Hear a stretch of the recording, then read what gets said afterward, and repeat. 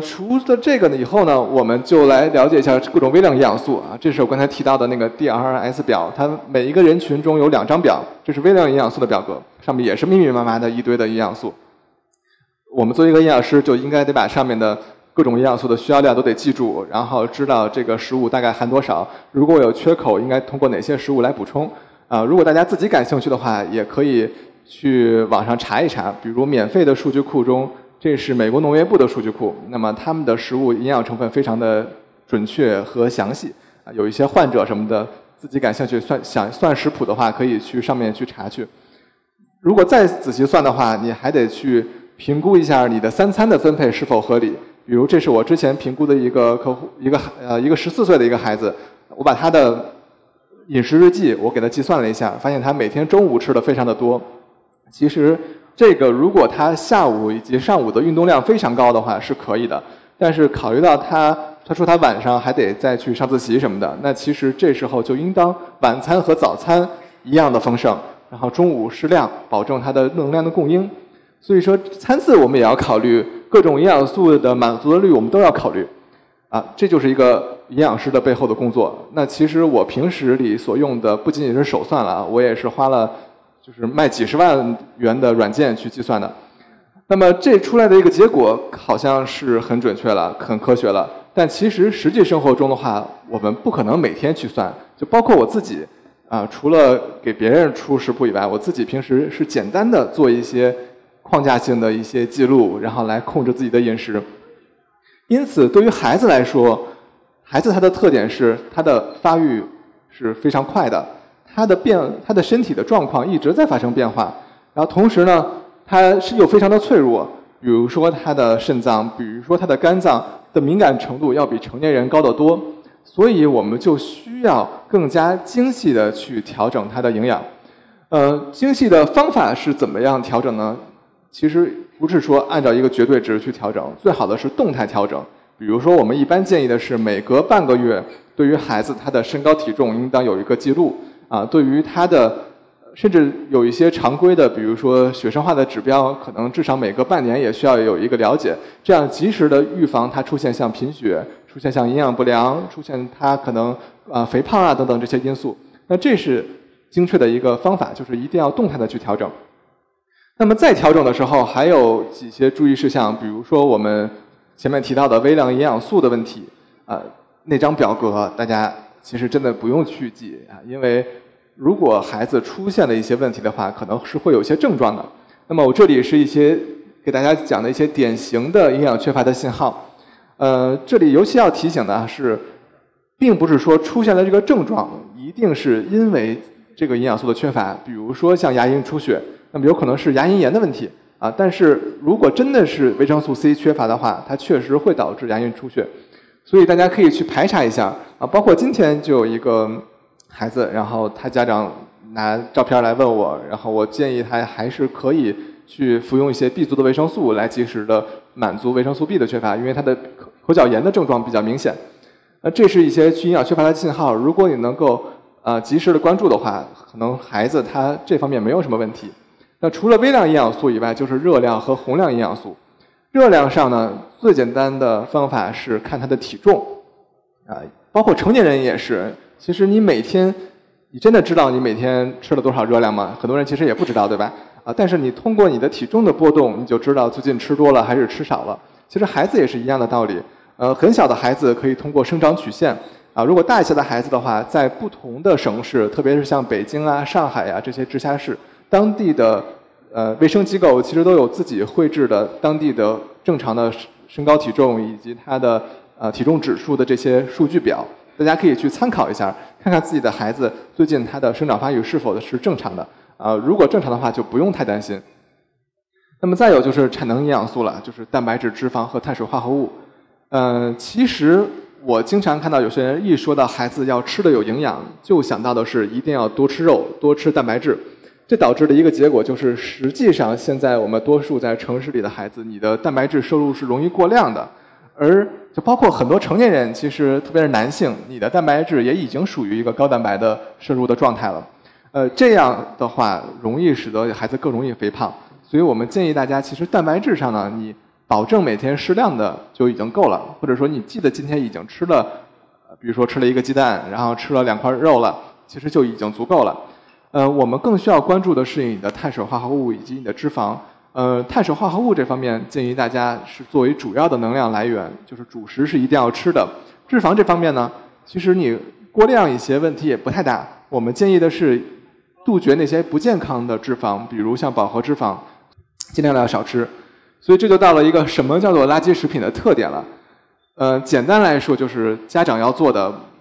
是注意监测，注意看他有没有一些营养素的缺乏，然后另外让孩子尽量的选择一些比较健康的食物减少那些垃圾食品的摄入，就包括像一些高糖、高脂肪、铁、钙等微量营养素很少膳食纤维很少的这些食物。那么家长其实把重点放在这里也就可以了。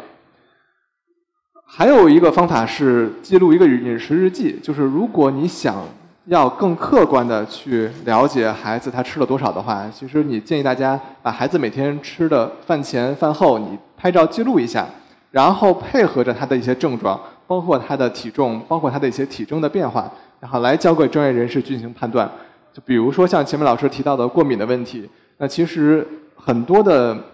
检测，无论是血清的检测还是怎么样，其实都还不如你结合着饮食日记去排查他的食物过敏。就很多包括像钙的营养状况的判断，其实也不如你通过饮食的分析来去评估他的钙是否摄入充足。所以饮食日记是个很好的方法，成年人也可以用它来控制体重还有一个方法呢，就是你日常的时候保证饮食结构。其实我们现在从大概07年到16年到现在最新的膳食指南，我们越来越关注的是一个膳食结构它的一个概念，就不仅仅是说某一个营养素要吃多少，而是在意的是多蔬菜水果、多全谷物低饱和脂肪的这种饮食的结构。那如果你吃饭的时候，其实日常有一个很简单的一个饮食搭配的原则，就是你可以按照面前一半是蔬菜水果，然后1/4多一点是谷物，1/4少一点是蛋白质类的食物，这样的一个饮食原则去吃。如果可以的话，还可以对于孩子，特别是青春期的孩子，一天喝个3杯奶或者是至少2杯奶的样子，来保证钙的摄入。如果你按照这种饮食去吃，你又没有胖也没有瘦那其实你的微量营养素就不用去在意了，应该是合理的。再有就是中餐，可能常常我们日常的蔬菜水果吃的不够，特别是如果你在外面吃的话，有可能它上面撒了亮油有可能里边加了很多的盐，所以在家里的时候也要尽量的低油低盐的饮食。特别是对于孩子来说，其实他往往口味是可以塑造的，你可以从小让你作为他的一个营养师，让他或者说全家一起吃一些低盐的饮食，它的口感也就会更好一些，更容易接受。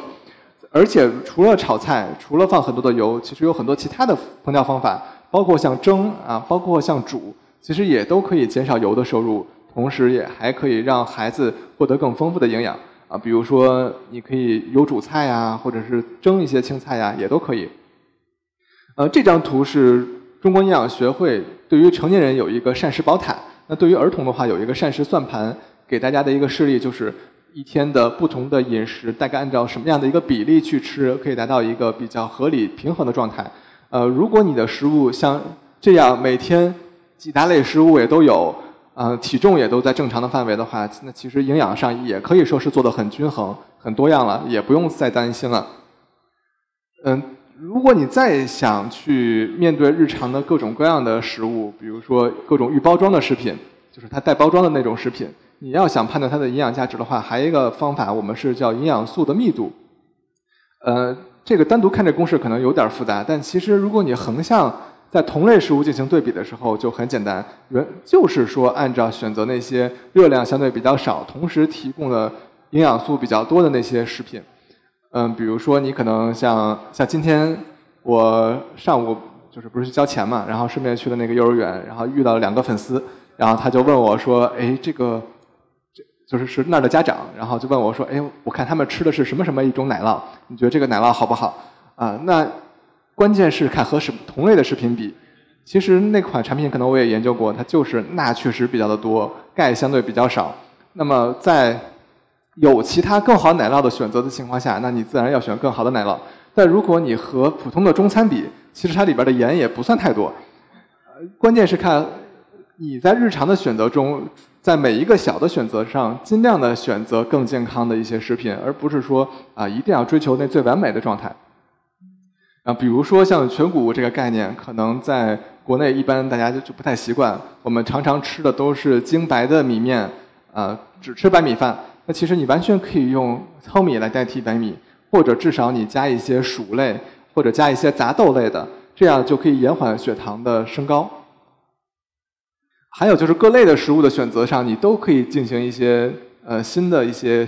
更健康的一些选择。比如说水果的话，你尽量吃完整水果，哪怕是100%的果汁也不要给孩子喝。然后比如说像牛奶的话，如果你一天只喝1包奶的话，那你喝全脂奶无所谓。但如果你喝得多的话，尽量还是选择低脂或者脱脂的奶。